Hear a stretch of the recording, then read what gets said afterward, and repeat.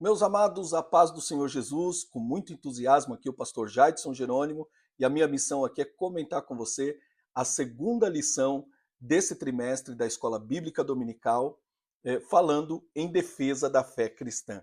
Então, sem mais delongas, eu já vou partir para o título da lição e fica comigo aqui que você vai ver como essa aula pode te ajudar, tem aplicabilidade e é de suma importância, e qualquer um pode aprender sobre isso.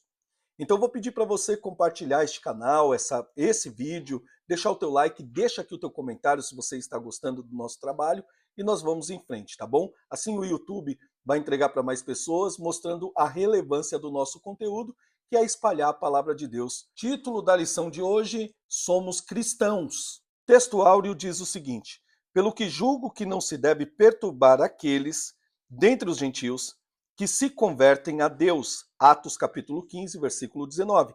E a verdade prática é: o cristianismo é uma religião de relacionamento pessoal com Cristo ressuscitado e não um conjunto de regras e ritos. Já percebe que esta lição ela é de suma importância, ela tem muita aplicabilidade, ela é muito atual, porque fala acerca do que o ser humano quer fazer agora nos últimos tempos, que a Bíblia chama de tempos trabalhosos, que é encher as pessoas com conjuntos de regras, subtraindo o verdadeiro cristianismo, o que é ser um cristão.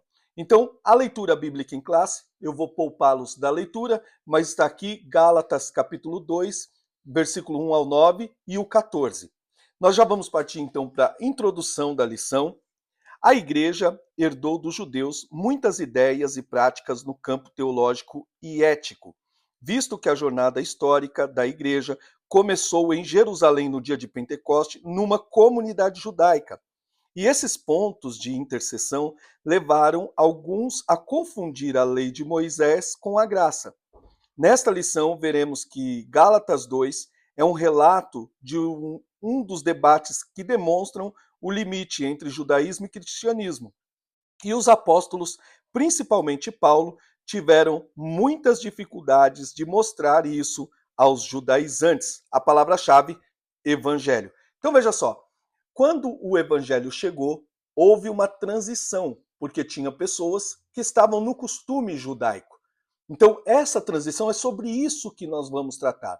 Em que momento você deixa de viver o judaísmo para viver o cristianismo? Em que momento você deixa na história bíblica, de viver a antiga aliança e passa a viver a nova aliança no sangue de Jesus? Que você deixa de fazer parte da lei para então ser participante da graça. Esse é o comentário. O ponto 1 diz o seguinte: prevenindo-se contra a tendência judaizante. O subponto 1 diz: subindo outra vez a Jerusalém. 14 anos depois de uma conversão a Cristo, Paulo sobe pela segunda vez a Jerusalém. Essa segunda visita foi por revelação, não sendo uma convocação pelos apóstolos para a prestação de contas. Não podemos confundir essa visita de Paulo com a sua ida ao concílio de Jerusalém, registrado em Atos 15.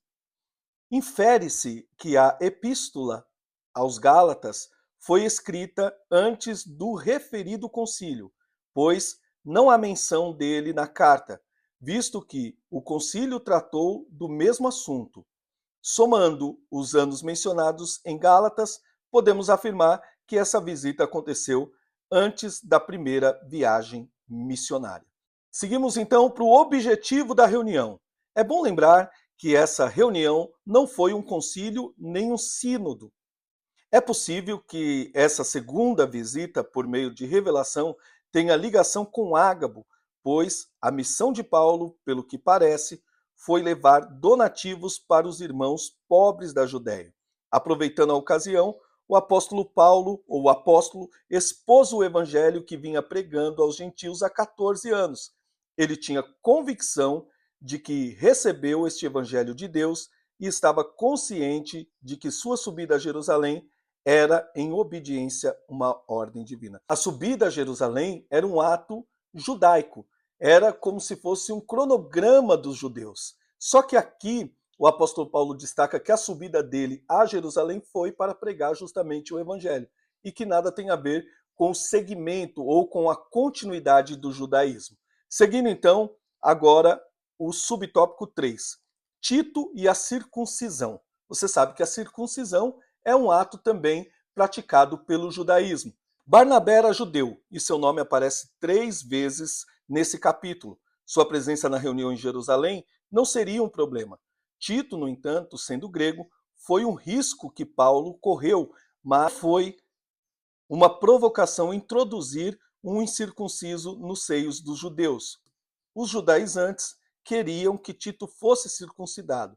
Encontramos no Novo Testamento a compreensão e a tolerância de Paulo com os fracos na fé, a ponto de circuncidar Timóteo, mas ele era judeu, pois sua mãe era judia. No entanto, essa reunião em Jerusalém, onde expôs o evangelho que pregava os gentios, ele não cedeu nem um pouco, nem por uma hora. Isso por 2 razões. Tito era grego e porque estava em jogo a verdade do evangelho e o futuro do cristianismo. A tendência dos judaizantes, o espanto do apóstolo. Tão logo Paulo retornou de sua viagem, ficou sabendo que os irmãos da Galácia estavam vivendo outro evangelho, e isso deixou o apóstolo estarrecido e atônito pela rapidez do desvio deles. O verbo grego metastiche, deixar, abandonar, desertar, mudar de pensamento, virar a casaca, que o apóstolo Paulo emprega nessa passagem, era usado na antiguidade quando alguém desertava do exército ou se rebelava contra ele. Isso significa também mudança de partido político, filosofia e religião. Em outras palavras, aqueles irmãos gálatas estavam abandonando a fé. Então veja, havia ali o conflito entre a graça e a lei. Os judaizantes eram pessoas que queriam introduzir, mesmo no tempo da graça, a submissão à lei. Esse tipo de manipulação, esse tipo de ensinamento errôneo levavam as pessoas a se apostatarem da fé, voltar naquilo que eles haviam aprendido. Então, o ensino de pessoas que estão mal intencionadas ou que meramente são pessoas equivocadas, realmente fazem com que as pessoas esfriem na fé. E foi isso que o apóstolo Paulo encontrou aos Gálatas, segundo aqui o comentário do escritor, como ele ressalta, que eles realmente haviam abandonado aquilo que eles já haviam conquistado. Inclusive tem uma passagem, tem um trecho dessa passagem que diz o seguinte, que os Gálatas eram insensatos porque eles começaram no espírito e agora estão na carne. Então, esse ensinamento realmente esfriou os crentes em Gálatas. Agora, quem eram os judaizantes? O termo judaizante vem do verbo grego toldaizo, viver como judeu, adotar costumes e ritos judaicos, e aparece uma única vez no Novo Testamento. Eles eram opositores de Paulo, identificados também como falsos irmãos. São reconhecidos no capítulo anterior como os que se apresentavam como enviados por Jerusalém, a igreja mãe. Na verdade, esses homens saíram de Jerusalém por sua própria conta. Tiago negou formalmente as declarações deles, dizendo que não havia enviado. Eram legalistas dentre os judeus e por isso chamados de judaizantes. Esses judeus, convertidos ao Senhor Jesus, ensinavam que os gentios deveriam observar a lei de Moisés como condição para a salvação. Vocês sabem que aqui o conflito ele se intensifica, porque pessoas eram preparadas para manter as pessoas de uma forma dogmática, trazer para as pessoas o judaísmo mesmo em tempo de graça, querendo de alguma forma materializar Deus, colocar Deus em alguma regra. Se você não cumprir aquela regra, Deus não está com você, Deus está comigo porque eu faço isso, porque eu faço aquilo, ou seja, é um conjunto de regras e ritos que faz com que Deus, ao invés de ser o soberano, ele vire de fato um servo daquelas regras. Vou dar um exemplo aqui, se você fizer tal coisa, por exemplo, se eu for dizimista, Deus é obrigado a me dar dinheiro, e isso não é verdade. Se eu der 7 voltas em volta de uma casa, Deus é obrigado a me dar aquela casa. Então, se eu fizer cumprir o meu rito, se eu seguir a regra certinho, é como uma receita de bolo, não tem como dar errado. E a graça não tem nada a ver com isso, porque a Bíblia diz que é pela graça que sois salvos, por meio da fé. e isso não vem de vós, é dom de Deus. Então, meus amados, qualquer coisa que tentar materializar Deus, ou numa vassoura, ou num sabonete, ou numa rosa ungida, o que quer que seja, ou numa fogueira, não importa. Essas coisas realmente são ritos, são coisas da capacidade humana que eles o fazem para tentar manipular e prender as pessoas a esses ritos e, por consequente, deixar essas pessoas fora da graça. O clima de tensão. Não é necessário muito esforço para perceber o quanto Paulo e Barnabé foram pressionados pelos judaizantes diante dos demais apóstolos de Jerusalém. À luz do versículo 9, parece que somente João, Pedro e Tiago estavam presentes. Os outros apóstolos deviam estar em plena atividade missionária em outras regiões.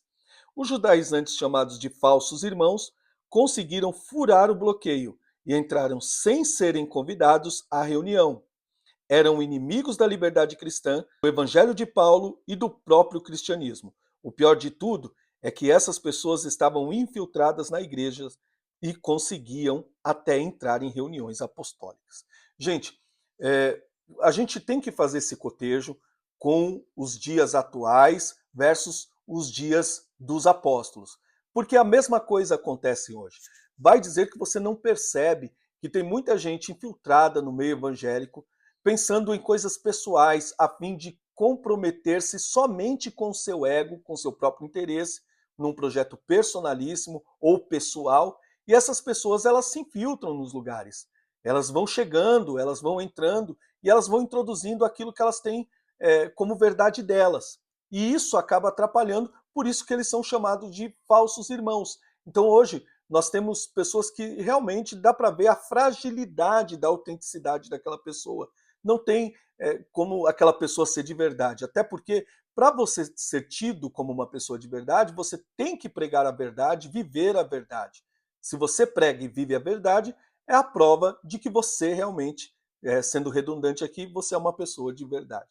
Então, hoje nós vivemos esse tempo também de introdução de falsos irmãos, pessoas que são verdadeiros lobos, como a gente estudou na lição passada, e que estão aí para enganar, para roubar, para ludibriar, enfim, e usando a Bíblia, usando a palavra de Deus e usando, sobretudo, também a ingenuidade dos irmãos. Ponto 3. A tendência dos judaizantes hoje. Ponto 1. O mesmo evangelho. O evangelho é um só, não há dois. O evangelho de Pedro e de Paulo, também chamado respectivamente de evangelho da circuncisão e da incircuncisão, são meras formas de apresentação, pois o conteúdo é o mesmo. Ambos receberam uma incumbência da parte de Deus, mas com audiências diferentes. O compromisso de Paulo era com os gentios. Ele foi constituído por Deus apóstolo e doutor dos gentios, para pregar aos não-judeus. E o de Pedro era com os judeus, mas a mensagem era a mesma. Então veja só, é nítido então que o apóstolo Paulo ele tem um chamado específico para pregar para os gentios, para os não-judeus. E o Pedro tem um chamado para pregar para os judeus. Então veja, tem uma diversidade aqui de pessoas, de chamados, mas o evangelho é o mesmo. Ou seja, a palavra ela tem que ser intacta. O conceito é sempre o mesmo. Não existe um evangelho para esse grupo, o evangelho para o grupo X, o evangelho para o grupo Y. O que existe são pessoas vocacionadas para pregar para certos tipos de grupos. Então, tem pessoas que vão pregar lá para o índio, tem pessoa que vai pregar para o africano, tem pessoas que vão pregar para pessoas de outras etnias e etc. Mas a palavra é sempre a mesma. A palavra é sempre a mesma. Tá certo, meus irmãos? O perigo da doutrina dos judaizantes. Os apóstolos viam em tudo isso dois problemas sérios: a ameaça da liberdade cristã e o perigo de o cristianismo se tornar uma mera seita judaica. Os cristãos judaizantes alteravam o cerne do evangelho, pois colocavam a lei como complemento da obra que Jesus efetuou no Calvário. Era de fato outro evangelho. Por isso, o apóstolo Paulo os amaldiçoou. Na verdade, quem tem o Espírito Santo vive pelo Espírito. Então, contra a tendência judaizante, é preciso aprender a viver na dependência do Espírito e não da lei, lutando contra os vícios da carne e buscando virtudes do fruto do Espírito. Essa parte aqui é uma parte crucial para nós, porque tudo aquilo que coloca você dentro de uma regra, que te escraviza, que tenta subtrair a liberdade oferecida por Jesus, quando ele disse: "E conhecereis a verdade, e a verdade vos libertará", tudo isso são regras de pessoas, de homens, no caso aqui dos judaizantes. E essas pessoas que tentavam fazer isso, subtrair a graça, a liberdade em Cristo, saber que Deus não habita em casa feita por mãos de homens, nem tampouco se submete a regras criadas por homens, essa liberdade era subtraída por essas pessoas. Não é diferente nos dias de hoje. O que não vai faltar são igrejas e líderes que tentam escravizar você, tentar deixar você dentro de uma caixa, fazer com que você seja escravo, manipulado, a fim de usufruir daquilo que é seu, daquilo que Deus te deu, e assim você fica alienado e desviado da graça. Ao invés de você ser livre, você ter liberdade no espírito, você viver em paz, viver tranquilo, viver feliz, na esperança da promessa de Jesus, você acaba vivendo a anulação daquilo que Jesus consumou por nós na cruz. Aí por isso que você vê em muitas igrejas muitas frustrações, porque ali estava tudo amparado por mãos de homens, por ensinamentos realmente de cabeças pensantes humanas para escravizar pessoas, e acaba não dando certo. Mas o bom mesmo é você viver, ser livre, viver a graça em Jesus Cristo. As práticas judaizantes atuais. Elas são basicamente a guarda do sábado, a observância rigorosa do kashrut hebraico para as leis dietéticas do judaísmo, a liturgia da sinagoga, uso do shofar, trompa, geralmente feito em chifre de carneiro, o uso do talit, o manto ou chalé usado para a oração e o uso do kippar, o solideu que os judeus religiosos usam sobre a cabeça. Letra A. Judeus. Os judeus messiânicos, principalmente em Israel, seguem a tradição judaica. Acontece simplesmente para preservar a identidade cultural deles e tem amparo neotestamentário. É alguém chamado estando circuncidado, fique circuncidado. Ou seja, na conversão a Cristo, o judeu, ele não precisa mudar sua tradição ou cultura. Os não-judeus, da mesma forma, é alguém chamado, está incircuncidado, não se circuncide, ou seja, ele não precisa se judaizar. É erro o não-judeu adotar práticas judaicas na liturgia, no dia a dia, para imitar o judaísmo. Paulo conclui: cada um fique na vocação que foi chamado. Gente, veja só, isso aqui é tão importante porque eu vejo, tem essas igrejas neopentecostais que elas ficam usando esses elementos que foram citados aqui. Não é difícil de você encontrar um pastor de uma igreja no Brasil usando essas questões de elementos judaicos. Tudo isso para trazer ali um pragmatismo, um misticismo para o culto, para dizer, olha, aqui está os 7 castiçais, aqui, olha, aquele homem, ele é tão santo, porque veja a roupa que ele usa, a tradição, né? E na verdade ele está fazendo uma coisa que não tem nada a ver com o cristianismo, porque aquilo ali é um costume judaico. O sábado, a guarda do sábado está lá na lei dos judeus, você sabe que tem igrejas que guardam o sábado acaba sendo maior do que qualquer outra doutrina. Você vê tantas coisas acontecendo, pessoas que pegam textos isolados, que querem implantar uma cultura judaica, anulando aquilo que Cristo nos ensinou, que é a liberdade. Então veja, se você pega esses elementos e começa a usar no culto, sem você ser nem judeu, você nem sabe o que é o judaísmo, e a gente vê muito isso, isso daí está na cara que é uma prática para manipulação, para deixar as pessoas pensando que aqueles elementos eles são místicos e que de alguma forma tem uma presença de Deus ali naquele negócio. Não é difícil de você achar também igreja que tem a arca lá na frente, então todas essas coisas. Agora, qual que é a orientação? É o seguinte, o judeu, ele pode ser circuncidado, permanecer na circuncisão, ele pode continuar na tradição dele. É isso que tem amparo e orientação bíblica. Você é judeu, você não precisa abandonar a tua cultura. Você aceita Cristo e continua no que você foi chamado. Agora, você não é judeu, você não precisa viver o judaísmo. Você não precisa se circuncidar. Ah, mas Jesus era judeu. Mas Jesus não veio para trazer o judaísmo. Jesus veio para salvar o que se havia perdido. E isso inclui nas nossas vidas o estilo de vida, a aceitação, a manifestação do Espírito Santo. Conclusão, meus amados, o resultado da reunião foi desfavorável aos judaizantes.